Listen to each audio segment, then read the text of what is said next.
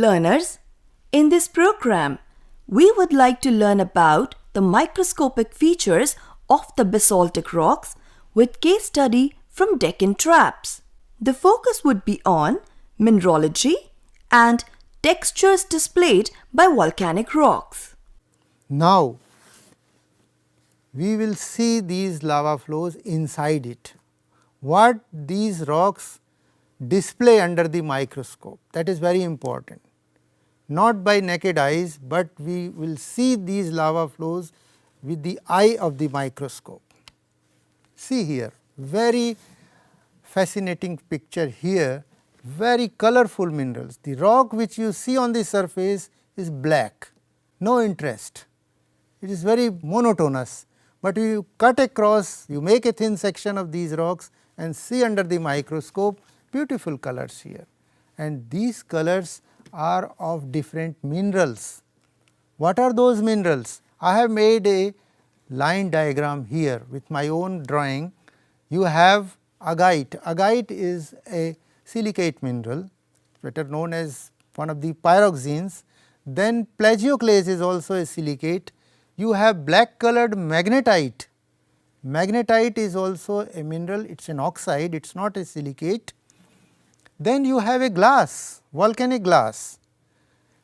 These are different minerals, they display different colors.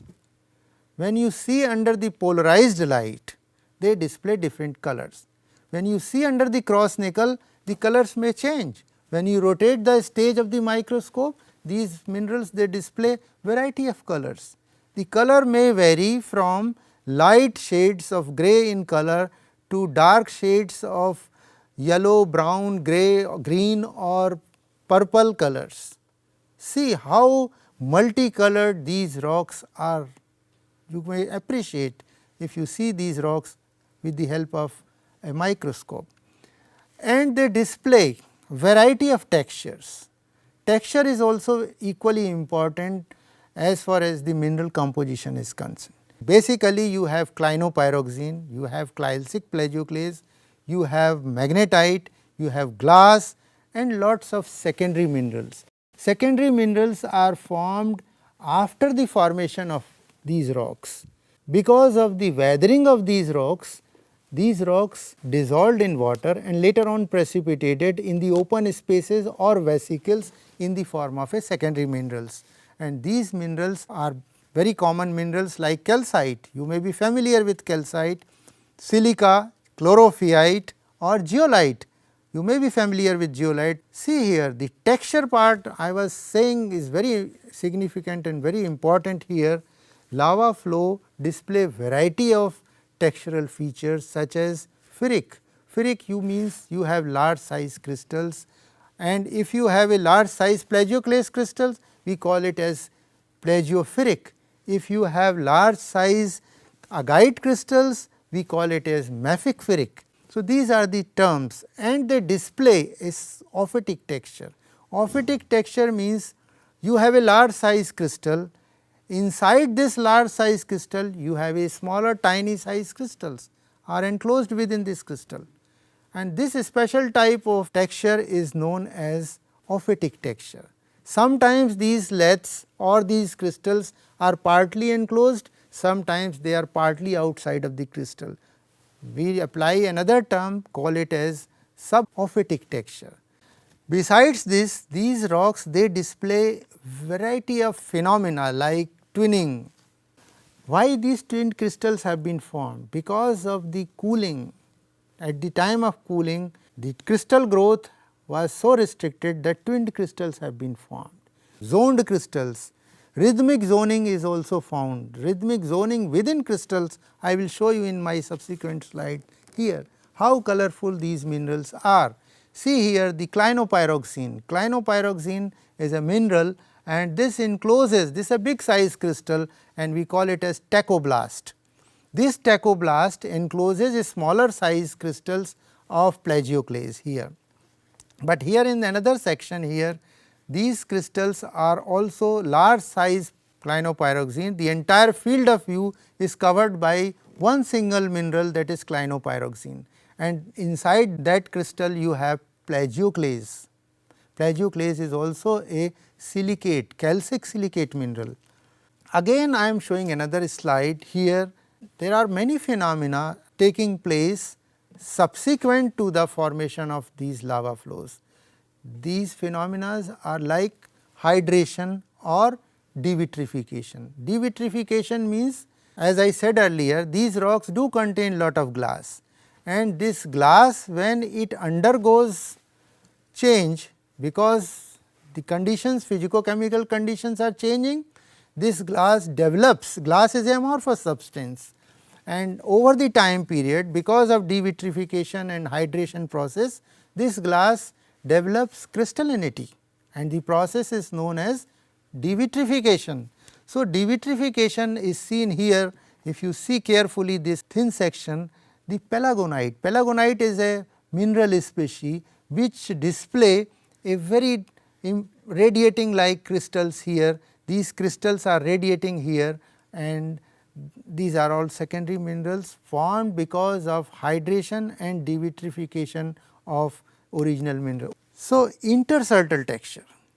See here, when the magma is crystallizing, what happens? The crystals, early formed crystals, they form. Early formed crystals are pyroxene, plagioclase.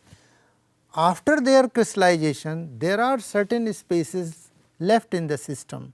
Those spaces later on occupied by a glass, and this glass is known as intercertal glass, and the overall texture is known as intercertal texture. Another variety of texture, call it cumulopheric texture. These are all lava flows.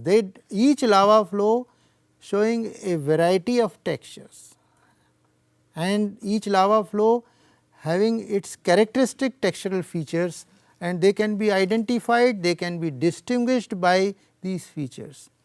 See here the mega of plagioclase, which shows this cumulopheric texture. Cumulopheric means so many phenocrysts, they are clumped together, they are clustered together at one place. Just like in rainy season, so many things are floating in water and they are clubbed together.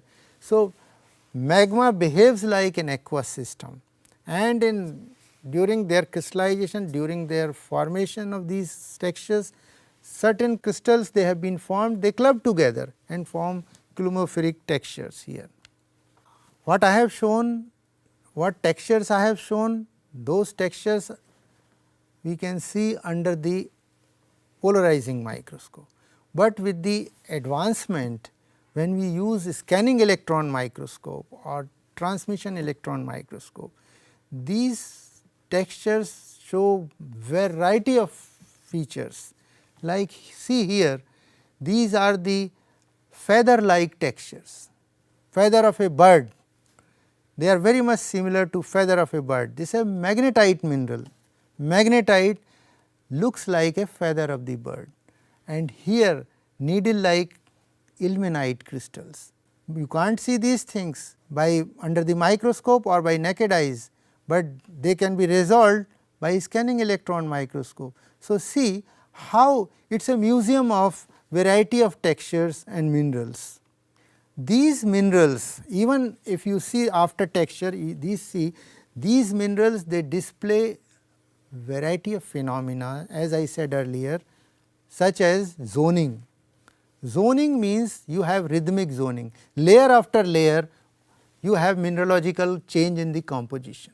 The mineralogy in each layer is gradually changed, and this zoning is of two types: normal zoning and reverse zoning. Normal zoning means the rhythmic zoning is center to periphery is normal, that means calcium rich to sodium rich from center to periphery. But in reverse zoning you have peripheral zones, they are rich in calcium silicates, the central part is poor in sodium content. Then compositional zoning, core to rim, sectoral zoning, I will show you in the diagram. Then discontinuous in the zoned structures are also here.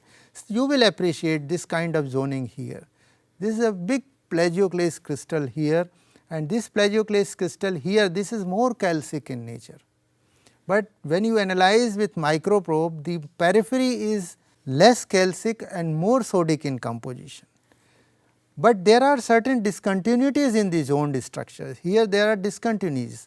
There are sectors. When you rotate the microscope stage, half of the sector becomes dark, the other sector becomes illuminated, and vice versa is taking place when you rotate the stage.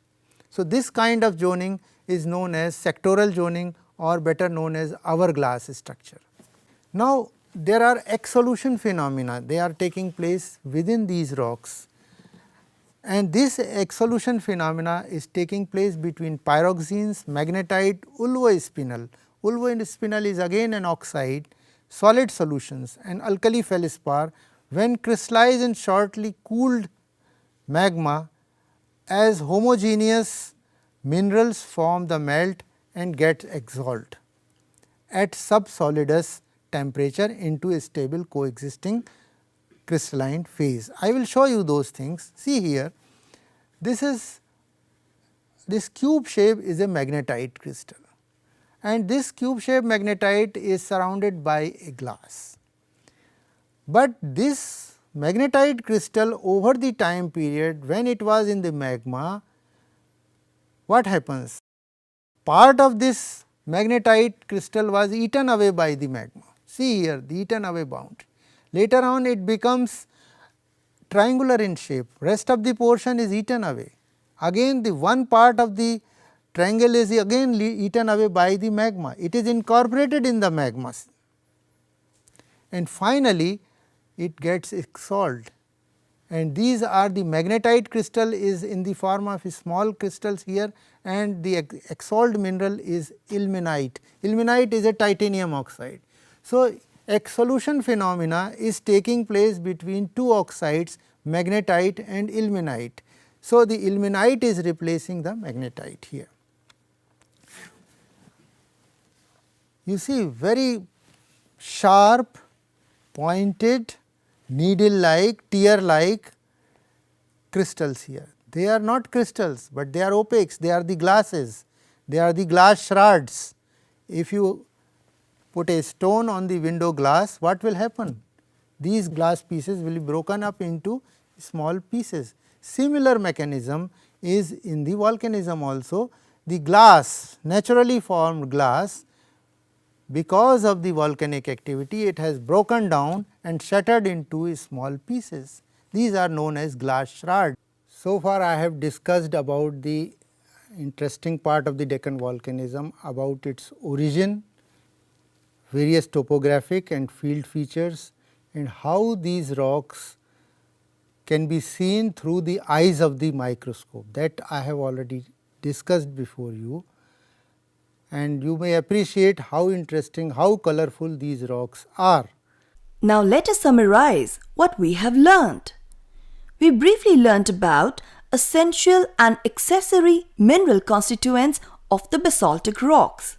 We have also discussed the diverse textures displayed by volcanic rocks, such as ferric and aferric, ophitic and subophitic, intercertal, cumuloferric, zoning, and many more.